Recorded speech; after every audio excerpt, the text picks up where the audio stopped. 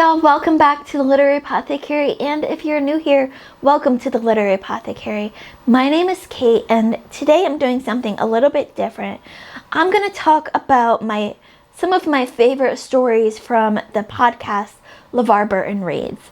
Now, I love LeVar Burton so much. I grew up reading Rainbow, and I saw Roots, and I saw him in Star Trek. I just love everything this man does, but my heart goes towards reading Rainbow every time. For a lot of people grew up watching Sesame Street or Mr. Rogers. I grew up with reading Rainbow. That was one of very few times that I sat still in front of a TV and I wasn't off doing other things. That was the time that my mom got time to herself because I was completely zoned in on LeVar Burton on reading Rainbow. Now, his podcast, I listen to it on Audible, but it's also available on Spotify and all different areas where podcasts are available. It's called LeVar Burton Reads, and from what I gather, it no longer has new episodes, but all the other episodes are still available. And it's kind of basically like reading Rainbow, but for adults. In each episode, LeVar Burton reads a speculative fiction short story, and then he talks briefly about the story and what resonated with him and why he picked it.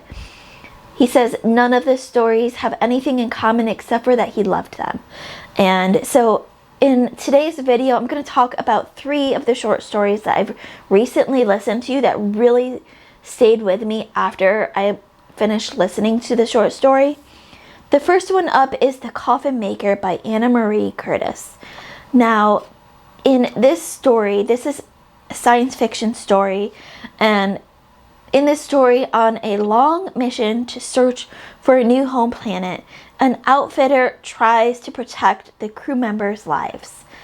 Of course, with short stories, you can't really give away too many details and a description of what it is, just enough to pull you in for that intrigue, but not enough to give away the story itself.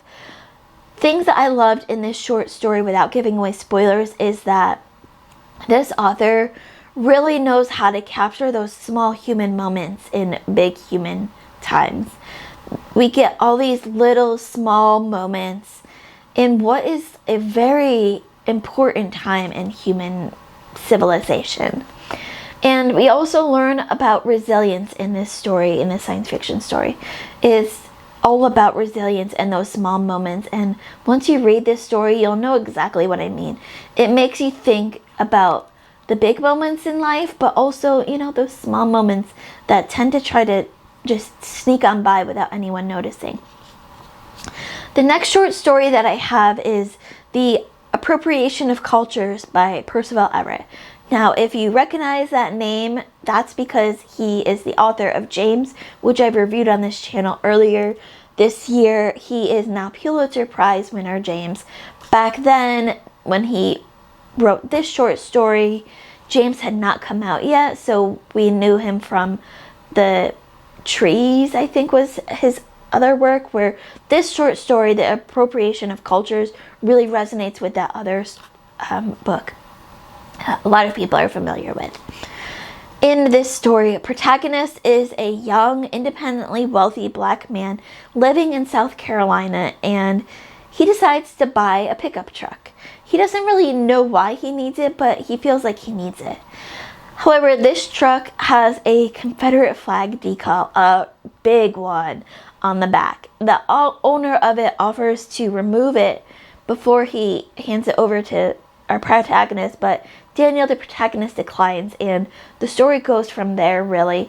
It starts where he's a musician and some white fraternity brothers are pesking him to play Dixie, and then it jumps to this scene, and then we move on from there, and it's really a really great celebration of Black culture and Black power. I love Percival Everett's writing, and this just nailed it for me. Again, after reading James, I knew I wanted to read more by this author. It's funny and it's tense, it's deep, and it leaves you thinking. And that's exactly how I feel every time I read Percival Everett. And then the last short story I have here is something that was very different from the others. This is called The Hidden Forest of Earth and Mars by Anna Zombro. And in this story, a young woman must decide her future. Planting seeds and forging civilization on Mars, or caretaking for future generations on Earth. She has to choose between forever living on Mars or on an Earth that has grown incredibly harsh to live in. She has to choose between never seeing her father in the forest that she has learned to love again, or never seeing her mother and her brother again. It's a very poignant short story, and it hits so close to home. And there's a line at the end of the story that goes something like, our protagonist wonders about the trees' lives coming to an end on Earth and how they feel about it. And her father says it doesn't matter to them because they'll just have renewed life after that. They just have this continuous life cycle. And I haven't done any justice in that kind of explanation of it, but let me see if I can find it, because sometimes only an author's words do their writing complete justice. So let me see. Okay, so in this story, our protagonist's father runs a forest school, and in this scene, our protagonist asks him about what happens to the school. He says, "We'll regroup, find another place to meet, come back to the forest when it's safe." And she says, "But there won't be a forest." He says, "Oh, you know better than that." Dad turned to me with an indulgent teacher smile. "How do spruce forests work? Fire renews them every few centuries or sooner, okay? But it will be back. Not like it was, not in our lifetimes." And he says, and this is the point that I was trying to get at before, "Doesn't matter to the spruces. Forests know time differently. Some wounds don't heal in a human lifetime, but why should that be all that matters?" And she says, "Right. Societies flower when old men plant trees, knowing they'll never enjoy the shade, or however that goes." It was a quote both he and Mom loved, but Dad had always seemed to mean it literally. "The forest will take care of the planting," he said, "as long as humans protect the forest." And just that scene alone made this one of my favorite short stories I've ever heard. And having LeVar Burton's soothing, calming voice read it is just something unlike anything ever. If you've listened to LeVar Burton Reads, let me know in the comments below. What are your favorite short stories that he's read on the podcast? And if you haven't, just let me know what are some of your favorite short stories that you've read. If you're looking for a really great podcast, I highly recommend LeVar Burton Reads. Like I said, they aren't doing any more new episodes. I think they ended in 2024, but all of the old episodes, which is like several years long, I think like 6 or 7 years worth, are still there. And it's just such a wonderful moment.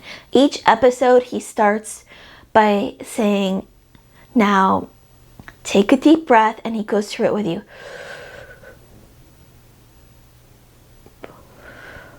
"And let's begin." And then he reads the story. And I just love that each episode starts that way. It's a moment of calm, even in this chaotic world that we have. So that's my video on some of my favorite stories that LeVar Burton has read on LeVar Burton Reads. As always, keep reading, and I love y'all to the moon and back. Bye.